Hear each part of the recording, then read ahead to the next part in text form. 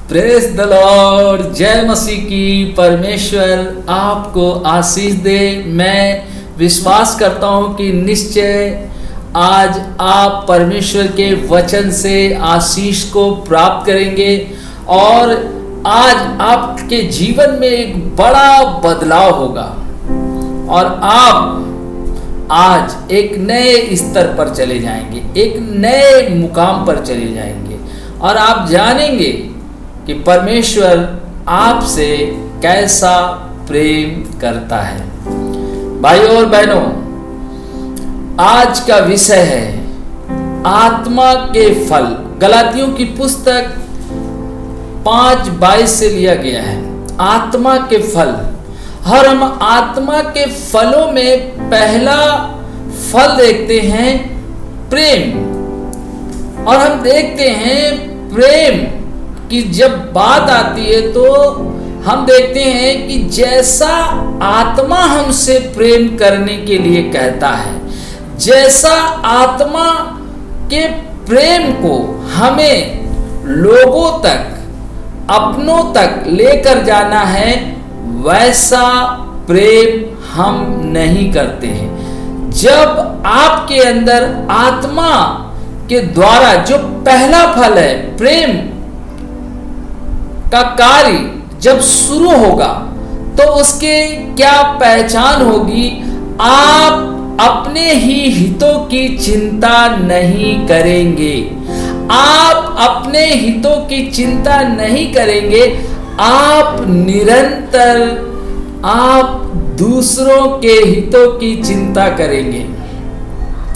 कई बार हम प्रेम को ऐसे परिभाषित करते हैं कि तूने मेरे लिए कुछ किया इसलिए मैं तेरे लिए कुछ करूंगा। ये प्रेम क्या है? ये आदान प्रदान का प्रेम है। कई बार वो हमें कुछ करता है इसलिए हम उसे कुछ करते हैं और हम कहते हैं कि हम उस व्यक्ति से प्रेम करते हैं। मगर परमेश्वर का प्रेम ऐसा नहीं है।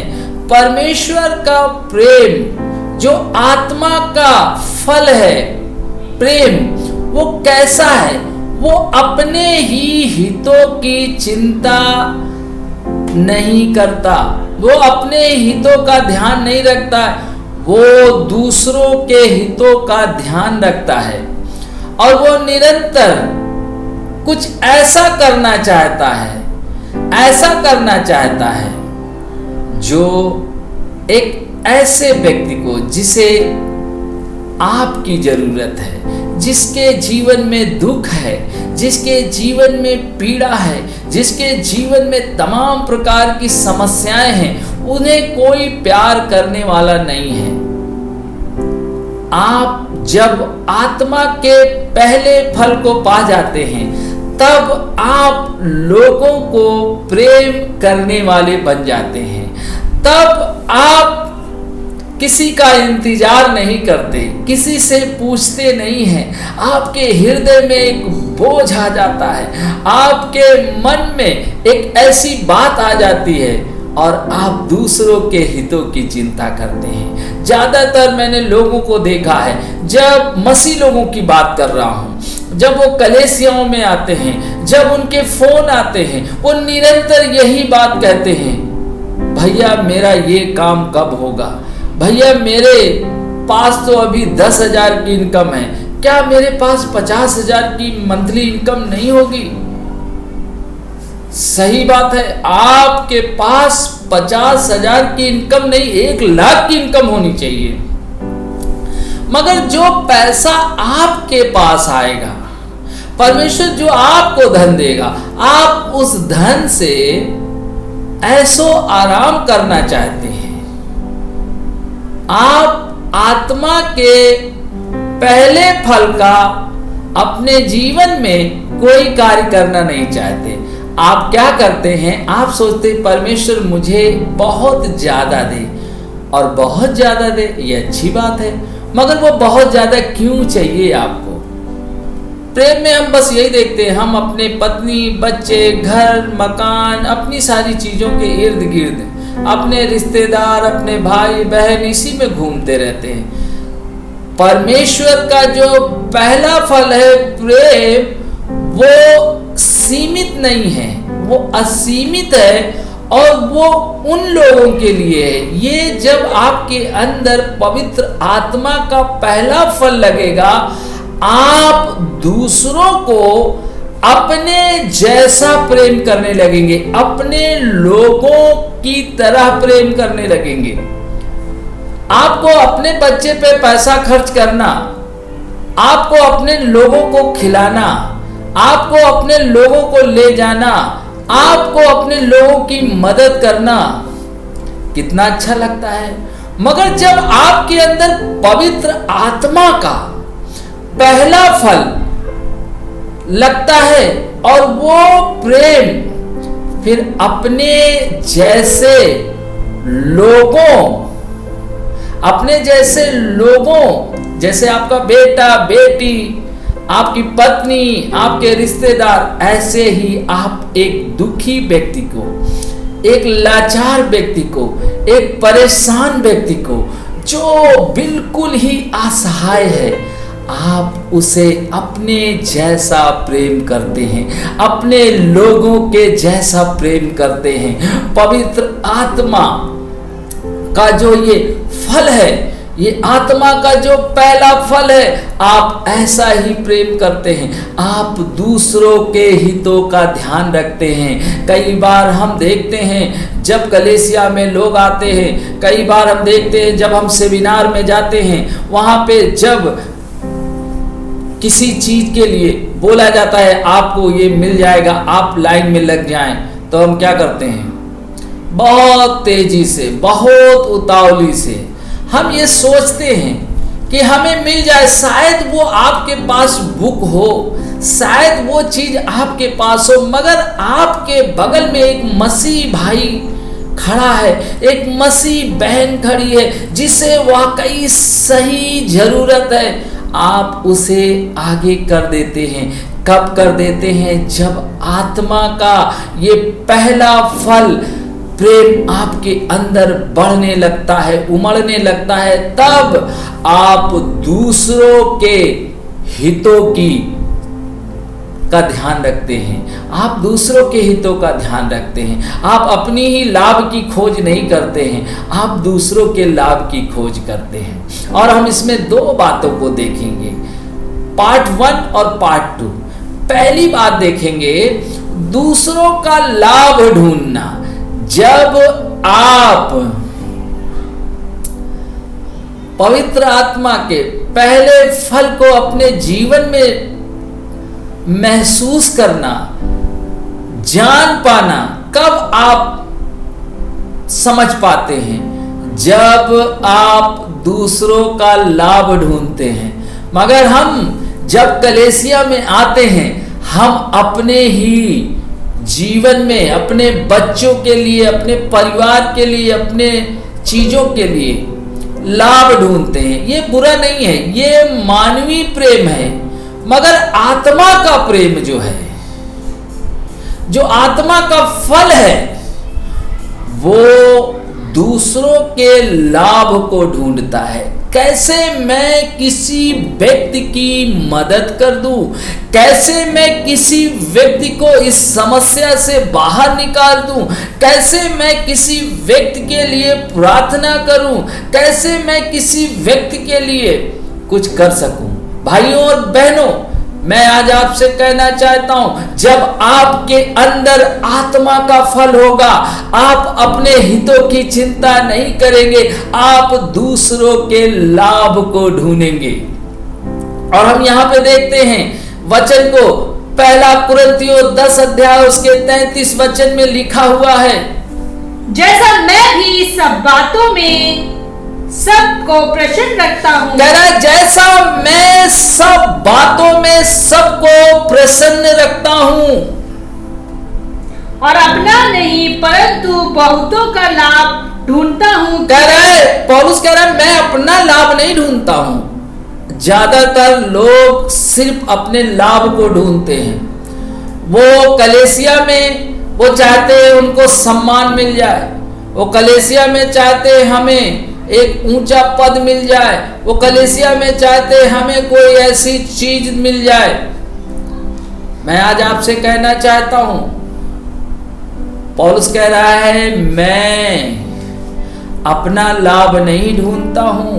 यदि आपके अंदर आत्मा का पहला फल प्रेम है तो आप कलीसिया में जब आएंगे, जब आप कहीं मार्केट में जाएंगे, जब आप अपने व्यापार में जाएंगे, जब आप अपनी जॉब में जाएंगे, मैं आज आपसे कहना चाहता हूं, जब आपके अंदर आत्मा का पहला फल प्रेम है, आप निश्चय ही दूसरों के लाभ को ढूंढेंगे, आप दूसरों को खुश करने की कोशिश करेंगे, आप दूसरों को प्रसन्न करने की कोशिश करेंगे, क्योंकि आपके अंदर अब आत्मा का फल काम कर रहा है और वो पहला फल है प्रेम। जो आत्मा का पहला फल जो प्रेम है वो मानवीय प्रेम की तरह काम नहीं करता। मानवीय प्रेम तो ऐसा होता है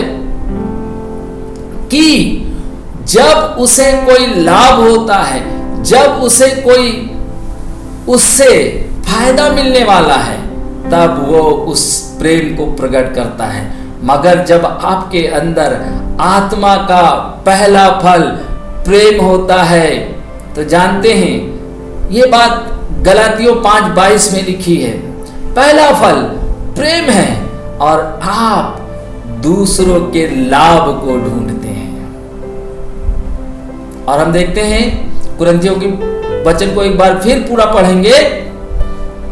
जैसा मैं भी सब बातों में सबको प्रसन्न करता हूँ और अपना नहीं परंतु बहुतों का लाभ ढूंढता हूँ कि वे उद्धार पाएं। बहुतों का लाभ ढूंढता, क्यों लाभ ढूंढता हूं? कि वो उद्धार पाए, वो मुक्ति पाए, वो अपनी समस्या से आजाद हो जाए, वो अपनी बीमारियों से आजाद हो जाए, वो अपनी हर उन मुसीबतों से आजाद हो जाए। मगर हम ऐसा कलीसिया में नहीं करते, हमें सिर्फ अपने लाभ की चिंता है। आज आपको अपने आप को चेक करने की जरूरत है, क्या आपके अंदर आत्मा का फल पहला कार्य कर रहा है? क्या आप सिर्फ अपनों तक ही सीमित हैं? यदि आज अपनों तक सीमित हैं, आपके अंदर परमेश्वर का प्रेम नहीं है, क्योंकि परमेश्वर का प्रेम अपने हितों की चिंता नहीं करता है, वो दूसरों के हितों की चिंता करता है, वो दूसरों के हितों का ध्यान रखता है। मैं आज आपसे कहना चाहता हूं, ऐसा नहीं कि आप अपनी पत्नी, अपने बच्चों से, अपने परिवार से, अपने लोगों से प्रेम ना करें, मगर जैसा आप अपनों से प्रेम करते हैं, ऐसे ही जिस दुखी व्यक्ति को आप कलीसिया में देखते हैं, जिस दुखी व्यक्ति को आप बाजार में देखते हैं, जहां कहीं भी आपको मिलता है, आप उसको भी प्रेम करते हैं। और आप सोचते हैं मैं इसे इस पीड़ा से कैसे निकाल दूं, मैं इसे कैसे आजाद कर दूं, कैसे ये इससे उद्धार पा जाए, कैसे इस समस्या से उद्धार पा जाए, इसकी मुक्ति हो जाए, ये आजाद हो जाए। जब आप ऐसा करते हैं, तब जब आपके अंदर पहला फल प्रेम होता है। दूसरा पॉइंट देखेंगे इसी में, अपने लाभ का ही ध्यान नहीं करना, अपने लाभ का ही ध्यान नहीं करना। फिलिपियों की पुस्तक 3:7, परंतु जो जो बातें मेरे लाभ की थी, कह रहा है परंतु जो जो बातें मेरे लाभ की थी। बहुत ध्यान से मेरे भाइयों, मेरी बहनों, जब आप मुझे देख रहे हैं, बहुत ध्यान से मुझे सुने। यहां पर कह रहा है फिलिपियों की पुस्तक में, जो जो बातें मेरे लाभ की थी, उन्हीं को मैंने मसीह के कारण हानि समझ लिया है। उसी को मसीह के कारण, ध्यान से सुने, उसी को मसीह के कारण क्या कर लिया है? हानि समझ लिया है। क्या आप मसीह के कारण हानि उठाना चाहते हैं? जब आप प्रभु यीशु मसीह में पाए जाते हैं, जब आप प्रभु यीशु मसीह को अपना प्रभु मानते हैं, क्या आप मसीह के लिए कुछ हानि उठाना चाहते हैं? तब तो कहते नहीं, मैं हानि नहीं उठाऊंगा, मैं नुकसान नहीं, मैं तो कलीसिया में इसलिए गया हूं, मेरा एक ही उद्देश्य है, मेरा व्यापार सुधर जाए, अच्छी बात है, मेरे बच्चे सुधर जाएं, अच्छी बात है। हम सिर्फ अपने ही हितों की ध्यान रखते हैं। और यहां पर फिलिपियों 3:7 में क्या कह रहा है? जो चीजें मेरे लाभ की थी, मैंने उसे मसीह के लिए हानि की समझ ली है। मैं आज आपसे कहना चाहता हूं, आप जिससे ज्यादा प्रेम करते हैं, आप उसी पे अपना सब कुछ लगाते हैं, खर्चा करते हैं। नहीं तो आपको क्या लगता है, अरे हमें क्या जरूरत है, अरे हम तो अच्छे से खा रहे हैं, हम तो अच्छे से पहन रहे हैं, हम तो अच्छे से सो रहे हैं, इसको देखने दो, इसकी समस्या ये जाने। मगर जब आपके अंदर आत्मा का पहला फल प्रेम उमड़ने लगता है, बढ़ने लगता है, आप निरंतर जो आपके लिए लाभ की चीजें थी, आप उसे हानि समझते हैं, उसे कूड़ा समझते हैं। क्यों? क्योंकि सामने वाला व्यक्ति अपनी दुख से, अपनी पीड़ा से, अपनी समस्या से आजाद हो सके। आत्मा का फल जो है प्रेम, वो ऐसा ही है। वो अपने हितों की चिंता नहीं करता है, वो अपने हितों की लाभ को नहीं ढूंढता है, वो दूसरे के लाभ को ढूंढता है, वो दूसरे के प्रति जागरूक रहता है। मैं कैसे किसी व्यक्ति के लिए आशीष का कारण बन सकूं, ये बात उसके अंदर आने लगती है। नहीं तो क्या होता है, हम बस सीमित रहते हैं, हमारी एक सीमा है, हम उसी सीमा में गोल मोल घूमते रहते हैं। आपके अंदर आत्मा का पहला फल प्रेम नहीं कार्य कर रहा है। यदि आप दूसरे के लाभों को नहीं ढूंढ रहे हैं, अपने लाभ, अपना सम्मान, अपना मान, अपनी पहचान, अपनी दुकान, अपनी नौकरी, अपना जॉब, ये सब करना है, मगर हम जैसे अपने से प्रेम करते हैं, ऐसे ही हमें दूसरों से भी प्रेम करना है। कई बार लोग कहते हैं, पास्टर जी आप ऐसा लोगों के लिए क्यों परेशान रहते हैं, आप ऐसा क्यों लोगों के लिए सोचते रहते हैं दिन रात? हाँ, मैं इसलिए नहीं सोचता रहता हूँ कि मैं कोई विशेष व्यक्ति हूँ। आत्मा का फल प्रेम है, और प्रेम सिर्फ अपने लाभों के लिए नहीं, वो दूसरों के हितों की चिंता करता है, वो दूसरे के लाभों को ढूंढता है। तो आत्मा के पहले फल में हमने देखा वो कौन सी बात है। हम कैसे अपने आप को जानेंगे कि पवित्र आत्मा हमारे जीवन में कार्य करता है, और आत्मा का फल अभी कैसे कार्य कर रहा है? जब हम दूसरों के हितों की चिंता करेंगे, दूसरों के बारे में सोचेंगे। आप सोचिए, आप कितने लोगों के नाम आपने लिख रखे हैं, कितने लोगों के नाम आपको याद हैं। कौन सा एक व्यक्ति जिसे आप जानते हैं, आप उसके लिए प्रार्थना कर रहे हैं, आप उसके दुखों से आप दुखी हैं, आप उसके दुखों से दुखी नहीं हैं, आप अपने दुखों से दुखी होते हैं और अपने आनंद से आनंदित होते हैं। मगर जब आपके अंदर आत्मा का पहला फल लग जाता है, आप दूसरों का ध्यान रखना चालू करते हैं, दूसरों के प्रति प्रार्थना करना चालू करते। नहीं तो सिर्फ आपकी प्रार्थना कहां तक रहती है? मैं, मेरा घराना, आपकी प्रार्थना यहीं तक रहती है। आप आत्मा के फल में नहीं बढ़ रहे हैं। दूसरा हम देखते हैं, आत्मा का दूसरा फल है आनंद। आनंद आपके जीवन में कब आएगा? कब आप आनंद को प्राप्त करेंगे? कब आप आनंदित होंगे? आप अपने जीवन में अपनी परिस्थिति के अनुसार आनंद को आप देखते हैं। यदि आपके साथ बहुत कुछ अच्छा हो रहा है, आप बहुत आनंदित हैं। यदि आपके साथ कुछ बुरा हो रहा है, आपका आनंद चला गया है। यदि आपके पास काम ना हो तो आप बहुत ज्यादा दुखी हो जाते हैं। कई बहनें जब उनके पतियों का जो प्राइवेट काम करते हैं, हो सकता है कोई लेबर का काम करता हो, कोई मिस्त्री का काम करता हो, कोई भी काम करता हो, किसी फैक्ट्री में काम करता हो, जब उन्हें काम नहीं मिलता है, उनकी पत्नियां क्या करती हैं? लड़ाई झगड़ा कि तुम कुछ कर नहीं रहे हो। मैं आज आपसे कहना चाहता हूं, आप बहुत ध्यान से मुझे सुने।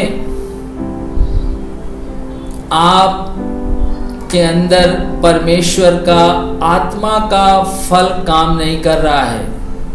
यदि आपके अंदर परमेश्वर का आत्मा का फल काम करेगा, आप निरंतर आनंदित रहेंगे। उसके पास मिलना है, उसके पास जाना है, आप निरंतर आनंदित रहेंगे। आप परमेश्वर की उपस्थिति में रोज जाएंगे, ना कि आप रोज घर में काम के चक्कर में। परमेश्वर आपको खाने को दे रहा है, आपके घर में आटा है, आपके घर में तेल है, आपके घर में सब कुछ है भाई और बहनों। उसके बाद भी बहुत सी ऐसे बहनें हैं जो लालची हैं, जिनके अंदर लालच का आत्मा काम करता है। वो अपने पतियों से लड़ाई करती हैं कि तुम काम पे नहीं गए, जो कि पति काम चोर नहीं है। जब काम नहीं है इस समय, वो कहाँ जाएंगे काम करने? आज आप जब मुझे सुन रहे हैं, बहुत ध्यान से सुने। आनंद कब आपके अंदर रहेगा? जब आप उससे मिलेंगे, उसके पास जाएंगे।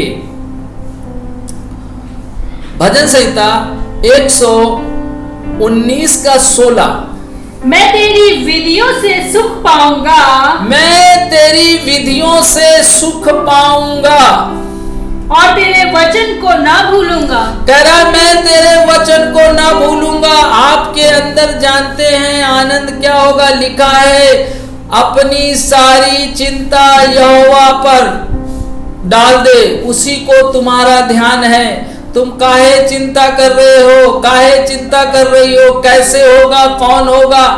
कौन करेगा? मैं आज आपसे कहना चाहता हूं, आप परमेश्वर के वचनों को जब अपने जीवन में लागू करते हैं, तब आपके अंदर आनंद उमड़ता है, तब आप आनंद से भर जाते हैं। आनंद की भरपूरी आपके जीवन में होती है। भाई और बहनों, मैं आज आपसे कहना चाहता हूं, आनंद परमेश्वर के पास जाने से मिलता है। आप टेलीविजन के पास आनंद को नहीं प्राप्त कर सकते हैं, आप मोबाइल फोन में आनंद को प्राप्त नहीं कर सकते हैं, आप इंटरनेट में आनंद को प्राप्त नहीं कर सकते। वो मात्र कुछ घंटों और कुछ क्षणों का होगा, मगर हमारे पास आनंद जो हमारे अंदर रहता है, जो असीमित है। इसीलिए यीशु ने कहा, जो आनंद ये संसार देता है, मैं वो नहीं देता, मैं वो आनंद तुम्हें देता हूं जो ये संसार नहीं दे सकता है। परमेश्वर हमें ऐसा आनंद देता है, मगर कब ये आनंद हमारे अंदर आएगा?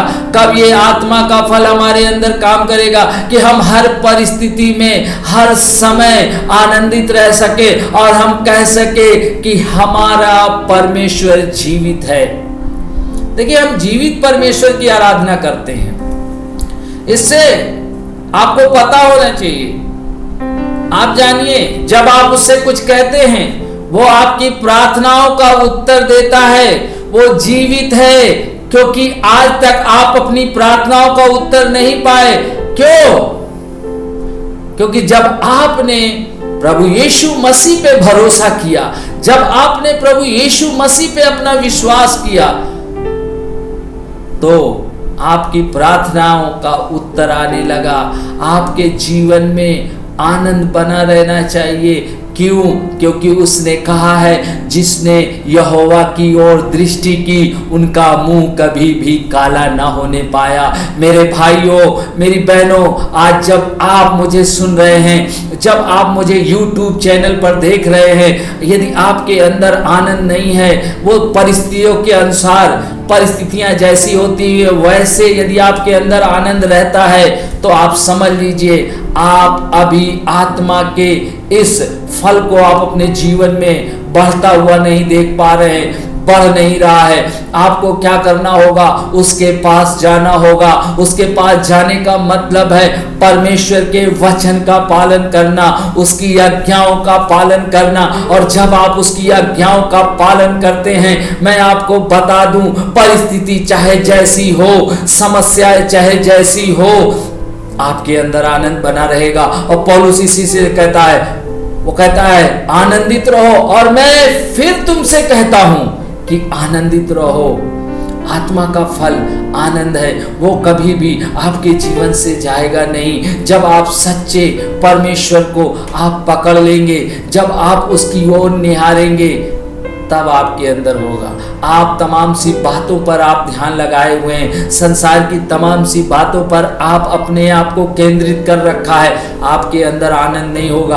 आप परिस्थिति के अनुसार आप आनंद को प्राप्त करेंगे, मगर जब आप परमेश्वर पर अपना पूरा भरोसा रखेंगे, उसके वचन के अनुसार चलेंगे, आपके जीवन में निरंतर आनंद बना रहेगा।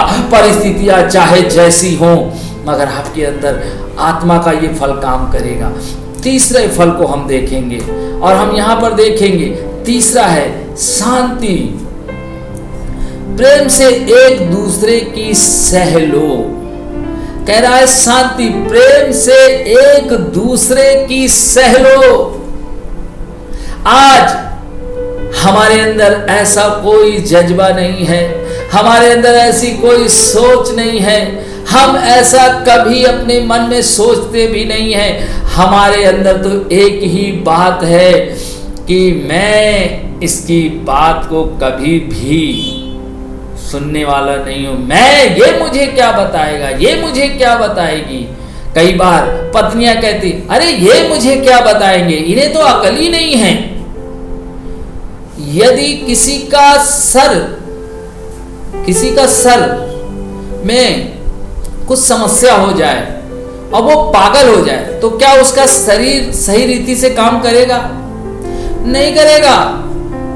बहनों, मुझे आप ध्यान से सुने, पति आपका सर है और आप कहते हैं इसे अकली नहीं है, ये तो नासमझ है। सही है ना? भाई भी कहते हैं, अरे ये मैं जैसा प्रेम करता हूं ऐसा ये प्रेम नहीं करती। मैं आज आपसे बताना चाहता हूं, परमेश्वर का वचन कहता है, अपनी देह के समान अपनी पत्नी को प्रेम करो और एक दूसरे की सह लो। आप सोचिए, जब पति कुछ कहता है तो पत्नी तो बिल्कुल रुके, कोई रोक टोक नहीं है।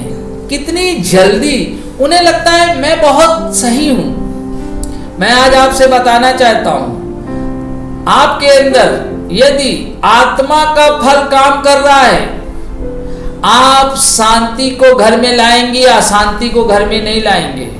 यदि आपके अंदर पवित्र आत्मा का फल काम कर रहा है, तो जानते हैं आप अपने घर में शांति को लाएंगे, एक दूसरे की प्रेम से।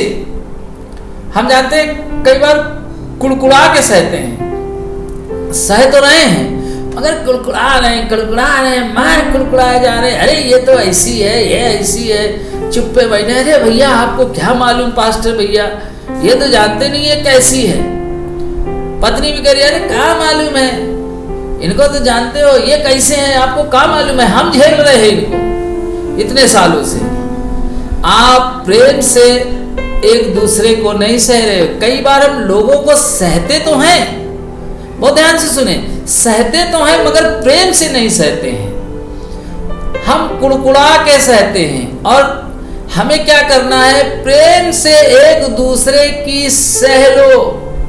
यदि आप चाहते हो कि ये फल आपके अंदर काम करे, आत्मा का ये फल आपके अंदर काम करे, तो आपको क्या करना है, प्रेम से एक दूसरे की सह लेना है, कुड़कुड़ा के नहीं सहना। कई वाले क्या करें यार, अब तो शादी हो गई है, अब इसे नहीं छोड़ सकते। कई बार पत्नियां कहती अब तो मेरी शादी हो गई, मेरे 2 बच्चे हो गए, मैं इसे नहीं छोड़ सकता हूँ, इसके जैसा दुष्ट व्यक्ति मैंने नहीं देखा। कई बार पुरुष लोग कहते हैं इसके जैसा दुष्ट स्त्रियों को मैंने नहीं देखा। मैं आज मेरी बहनों, मेरे भाइयों, मैं आज आपसे कहना चाहता हूँ, आपको प्रेम से एक दूसरे की सहने की जरूरत है। यदि आप चाहते हैं कि आपके जीवन में आत्मा का फल काम करे, और वो फल है तीसरा, शांति। यदि आप चाहते हैं आपके जीवन में शांति बनी रहे, तो आपको कुड़कुड़ा के नहीं सहना है। जब आप कुड़कुड़ा के सहेंगे तो जानते हैं एक बात होगी। वो कौन सी बात होगी? जब आपके अंदर कुड़कुड़ाहट से सह रहे हैं, चाहे वो पुरुष हो चाहे स्त्री, जब आप कुड़कुड़ाहट से सह रहे हैं तो वो कुड़कुड़ाहट आपके अंदर बनी रहेगी, और एक दिन आप जवाब देंगे, एक दिन आप गुस्सा करेंगे, एक दिन आप जवाब देंगी और आप गुस्सा करेंगे। जब आप प्रेम से सहते हैं तो फिर दोबारा लड़ाई नहीं होगी। आप उस बात पर क्या करेंगे? बात और विवाद नहीं करेंगे। मगर यदि आपके अंदर कुड़कुड़ाहट है, आप कुड़कुड़ाहट से एक दूसरे को सह रहे हैं, तो निरंतर मैं आपको बता रहा हूं आपके जीवन में लड़ाई होगी। आपको प्रेम से सहना है। और मैंने आपको बताया ना, पहला आत्मा का फल प्रेम है। पहला आत्मा का फल प्रेम है। और जब आपके अंदर आत्मा का पहला फल प्रेम काम करता है, तो आप अपने बारे में नहीं सोचते हैं। कई बार भाई और बहनें सिर्फ अपने बारे में सोचते हैं, पति पत्नी अपने बारे में सोचते हैं, सब अपने बारे में। मगर जब आपके अंदर पहला फल प्रेम आ जाएगा, बहन भाई के लिए सोचना चालू करेगी, भाई बहन के लिए सोचना चालू करेगा, पति पत्नी के लिए सोचना चालू करेगी, पत्नी पति के लिए सोचना चालू करेगा, पति पत्नी के लिए सोचना। एक दूसरे के प्रति लोगों का नजरिया बदल जाएगा। मगर जब आप प्रेम से नहीं सहते हैं, जब आप कुड़कुड़ा के, अरे यार ये तो डैडी हैं, अरे ये तो मम्मी हैं, इनका तो काम ही है, मैं आपको बता रहा हूँ, आप शांति को आपने कुड़कुड़ा रहे हैं और आप सोच रहे हैं आपके घर में शांति बनी रहेगी। कतई शांति नहीं बनी रहेगी। कतई आत्मा का फल शांति आपके जीवन में, आपके घर में काम नहीं करेगा। आपको क्या करना होगा? आपको प्रेम से सहना होगा। यदि आप कुड़कुड़ाहट से सह रहे हैं, आपके घर में निश्चय ही लड़ाई होगी। निरंतर ही पति पत्नी लड़ते रहेंगे, निरंतर बच्चे भी लड़ते रहेंगे और लड़ाइयां होती रहेंगी। और हम यहाँ पे देखते हैं फिलिपियों की पुस्तक 4 अध्याय उसके 7 वचन को, तब परमेश्वर की शांति जो सारी समझ से परे है, तुम्हारे हृदय और तुम्हारे विचारों को मसीह यीशु में सुरक्षित रखेगी। कह रहा है परमेश्वर की शांति, तब परमेश्वर की शांति तुम्हारे हृदय और तुम्हारे विचारों में बसी रहेगी। जब आप प्रेम से एक दूसरे को सहोगे। आप सोचते हो परमेश्वर की शांति मेरे जीवन में बनी रहे, मैं शांत रहूं। मैं आज आपसे कहना चाहता हूं, आपके अंदर शांति का फल काम नहीं करेगा। आप अपने जीवन में अशांत रहेंगे, आप अपने जीवन में परेशान रहेंगे, आप अपने जीवन में समस्याओं को देखकर भयभीत रहेंगे। मगर जिस दिन आप प्रेम से एक दूसरे को सहना चालू करेंगे, मैं आज आपसे कहना चाहता हूं, असीम शांति आपके अंदर बनी रहेगी। निश्चय ही वो शांति ऐसी होगी जिससे आपके जीवन में आनंद उमड़ेगा। और हम यहां पर देखते हैं चौथा फल, और हम देखते हैं चौथा फल धीरज है। क्रोध करने में विलंब करने वाला। जब आपके अंदर धीरज होता है, तब आप क्रोध नहीं करते। धीरज कोई मशीन नहीं है। धीरज है धीमा होना, धीरज है छोटा होना। जब आप अपने आप को छोटा समझते हैं, जब आप अपने आप को बड़ा समझते हैं, तो जानते हैं क्या होता है? क्रोध भड़क आता है, आपको लगता है मैं सही हूं। पत्नियां सोचती मैं सही हूं, मेरा पति तो बिल्कुल ही बेकार है। पति सोचते हैं मेरी पत्नियां तो बिल्कुल ही बेकार हैं। कई बार बच्चे सोचते हैं मेरा भाई तो बिल्कुल ही बेकार है। कई बार बहनें सोचती हैं मेरा भाई तो बिल्कुल बेकार है, मेरी बहन तो बिल्कुल बेकार है। मैं आज आपसे कहना चाहता हूं, जब आपके अंदर धीरज होगा, आप अपने आप को छोटा समझेंगे। और जब आप अपने आप को छोटा समझेंगे तो जब आपको कोई कुछ कहेगा तो आप क्रोध नहीं करेंगे। क्रोध कब आता है? जब हम अपने आप को सही समझते हैं। क्रोध कब आता है आपके अंदर? जब आपको लगता है मैं कुछ हूं। क्रोध कब आता है? जब आप अपने आप को श्रेष्ठ समझते हैं। जब आप अपने आप को श्रेष्ठ समझते हैं, जब आप दूसरों को अच्छा समझने लगेंगे, दूसरों के अंदर अच्छाइयां देखने लगेंगे, तब आपके अंदर क्रोध नहीं आएगा। आपके अंदर आएगा मैं, ओहो मैं क्रोध कर रहा हूं। अरे ये तो अच्छा व्यक्ति है। आप ये सोचिए, आप मसीह यीशु में पाए जाते हैं, अभी भी आप अपने पत्नी के अंदर अच्छी बातें नहीं देख पाते, आप अपनी पति के अंदर अच्छी बातें नहीं देख पाती हैं, आप अपने भाई के अंदर अच्छी बातें नहीं देख पाते, आप अपने बहन के अंदर अच्छी बातें नहीं देख पाते हैं। आपको क्या करना है? अपने आप को छोटा समझना है।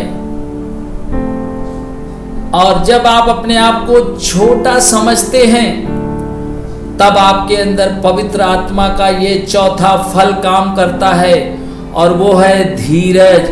तब आपके अंदर धीरज होता है, तब आप क्रोध को जगह नहीं देते हैं। यदि आप अपने आप को श्रेष्ठ समझते हैं, अपने आप को बड़ा समझते हैं, मैं आज आपको कहना चाहता हूं, आपके अंदर कभी भी आत्मा का ये चौथा फल काम नहीं करेगा। आप हर बात का उत्तर तुरंत देने की कोशिश करेंगे, क्योंकि आपको लगता है मैं सही हूं।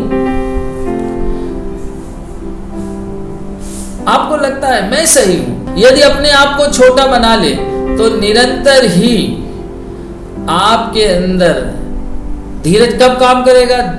आपको चेक करना है कि आपके अंदर ये आत्मा का फल काम कर रहा है कि नहीं कर रहा है। और ये आत्मा का फल क्या है, कैसे काम कर रहा है?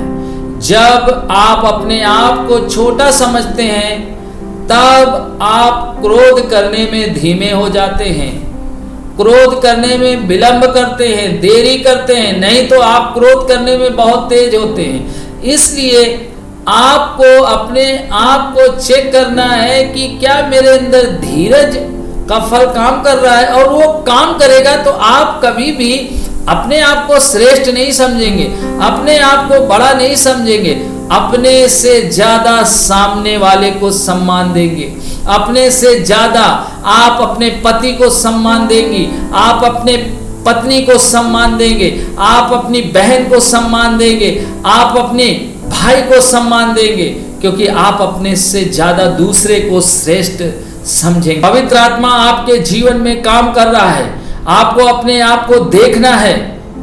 इफिसियों की पुस्तक हम यहाँ पर देखेंगे, धीरज में वचन को देखेंगे। इफिसियों की पुस्तक 4 अध्याय उसके 2 वचन को, अर्थात सारी दीनता और नम्रता सहित और धीरज धर कर प्रेम से एक दूसरे की सह लो। कह रहा है नम्रता सहित और धीरज धर कर एक दूसरे की सह लो, प्रेम से एक दूसरे की क्या कर लो, सह लो। यदि आप ऐसा करोगे, आपके अंदर क्रोध काम नहीं करेगा। धीरज का जो फल है, पवित्र आत्मा के फल में जो ये धीरज है, ये आपके अंदर दिखने लगेगा जब आप अपने आप को छोटा समझेंगे, जब अपने आप से अपने सामने वाले को श्रेष्ठ समझेंगे। देखिए, मसीह जीवन सच्चाई का जीवन है। मसीह जीवन दिखावे का जीवन नहीं है। आपको दिखावे के जीवन को प्रस्तुत करने की जरूरत नहीं है। कई बार हम लोगों के सामने बहुत अच्छे दिखते हैं, मगर हमारा व्यक्तिगत जीवन बहुत खराब होता है। मैं आज आपसे कहना चाहता हूँ, आपको अपने से ज़्यादा दूसरे को श्रेष्ठ समझना है। आपके अंदर ये बात होनी चाहिए, मैं छोटा हूँ, मेरे सामने वाला मेरे से श्रेष्ठ है, और तब आपके अंदर धीरज का ये फल काम करेगा। हम देखते हैं 5वां पॉइंट, कृपा। कृपा किसी को कष्ट नहीं देती। कृपा किसी को कष्ट नहीं देती। परमेश्वर, हम यहाँ पे देखेंगे इफिसियों की पुस्तक 4 अध्याय उसके 32 वचन को, और एक दूसरे पर कृपालु और करुणामय हो, और जैसा परमेश्वर ने मसीह को तुम्हारे अपराध क्षमा किए, वैसा ही तुम भी एक दूसरे के अपराध क्षमा करो। कह रहा कृपालु बनो, एक दूसरे पे कृपालु बनो, जैसे मसीह ने तुम्हारे अपराध क्षमा किए। आप अपने बारे में क्या सोचते हैं? जब आप मसीह यीशु में नहीं पाए जाते थे, तब आपने कितने गंदे गंदे पाप किए। मैंने कितने गंदे गंदे पाप किए। हमें अपने बारे में सोचना है कि हम कैसे पापी मनुष्य थे, और प्रभु यीशु मसीह ने मेरे जैसे पापी व्यक्ति को क्षमा कर दिया। तो आपको भी दूसरों के प्रति कृपालु बनना है, आपको कृपा करनी है, आपको दया करनी है, आपको दीनता में रहना है, और तब आप कृपा के इस फल को देख पाएंगे अपने जीवन में। तो आज हमने देखा 5 फलों को देखा। पहला फल देखा आत्मा का प्रेम, दूसरा हमने देखा आनंद, तीसरा हमने देखा शांति, और चौथा हमने देखा धीरज, और 5वां हमने देखा कृपा।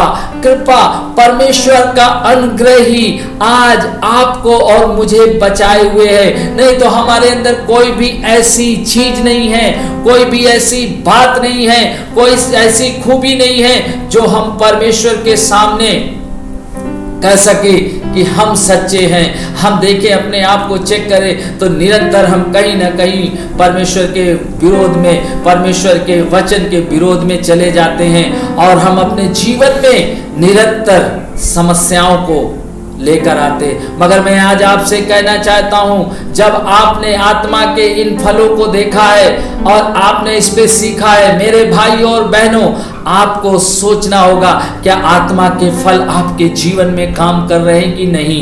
यदि नहीं कर रहे हैं तो क्या आप चाहते हैं कि मैं आपके लिए प्रार्थना करूं? तो आप अपनी आंखों को बंद करें और मैं आपके लिए प्रार्थना करूंगा कि परमेश्वर के आत्मा का फल आपके अंदर काम करने पाए, और आप अपनी आंखों को बंद करें। यदि आप चाहते हैं निश्चय ही आज आपके जीवन में एक बड़ा बदलाव आए, आप एक बड़े बदलाव को देखें, तो आप अपनी आंखों को बंद करें। हो सकता है आप अपने, जब मुझे देख रहे हैं, आप अपने घुटनों में आ जाएं, अपने हाथों को उठा लें, और मैं आपके लिए प्रार्थना करूंगा। स्वर्गीय पिता परमेश्वर, मैं यीशु मसीह के नाम से आपके सम्मुख आता हूं, और पिता मैं प्रार्थना करता हूं, आत्मा के फलों को प्रभु इनके जीवन में मांगता हूं। हर एक रुकावट, बाधा को यीशु के नाम में दूर कर देता हूं। हाँ परमेश्वर, मैं प्रार्थना करता हूं, जो भी इनके अंदर रुकावट है, जो भी बाधा है, प्रभु दूर हो जाए, और परमेश्वर इनके अंदर आत्मा का फल काम करने लगे। प्रेम, हाँ परमेश्वर, हम इन आत्माओं के फलों को मांग लेते हैं। हम इन आत्माओं के फलों को इनके जीवन में मांगते हैं। प्रभु इनके जीवन में आत्मा के फल काम करने लगे, बहुत आयत से काम करने लगे, और प्रभु ये अपने जीवन में देखने पाए कि पवित्र आत्मा इनके जीवन में कैसे काम कर रहा है, और आत्मा के फल कितनी तेजी से बढ़ रहे हैं। ऐसा होने पाए, हम एक बढ़ोतरी को मांगते हैं, एक बड़े बदलाव को मांगते हैं। और जो लोग बीमार हैं पिता, मैं उनके लिए प्रार्थना करता हूँ। शुगर की बीमारी, एड्स की बीमारी, कैंसर की बीमारी, लकवे की बीमारी, साइनस, और सर से पांव तक जितनी भी बीमारियां, मैं उन्हें यीशु नासरी के सामर्थी नाम में ढांटता हूँ, और मैं इसी समय यीशु के नाम में चंगा करता हूँ। मैं इसी समय यीशु के नाम में चंगा करता हूँ। और पिता मैं आपके हाथों में सौंप देता हूँ, मैं आपके हाथों में सौंपता हूँ। प्रभु मैं विश्वास करता हूँ जो लोग इस समय में इस प्रार्थना में शामिल हैं और किसी भी प्रकार की उन्हें बीमारी है, किसी प्रकार की कोई भी दुष्ट आत्मा उन्हें पकड़े, इसी समय यीशु के नाम में छोड़कर चली जाए, छोड़कर चली जाए। आप पिता हम तेरे हाथों में सौंप देते हैं। पवित्र आत्मा इसी समय आपकी भारी उपस्थिति आने पाए, भारी उपस्थिति आने पाए और लोग निश्चय ही आजाद होने पाए। धन्यवाद करते हैं परमेश्वर, आपने हमारी प्रार्थना को सुना, उसके लिए धन्यवाद। यीशु के नाम से मांगते हैं, आमीन।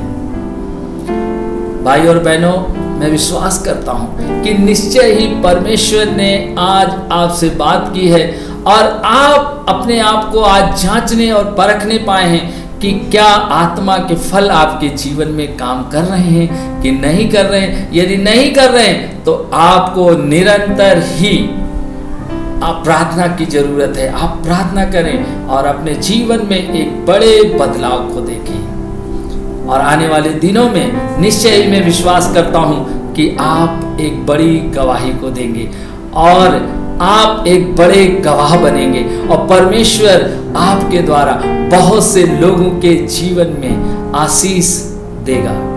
सबको जय मसीह की।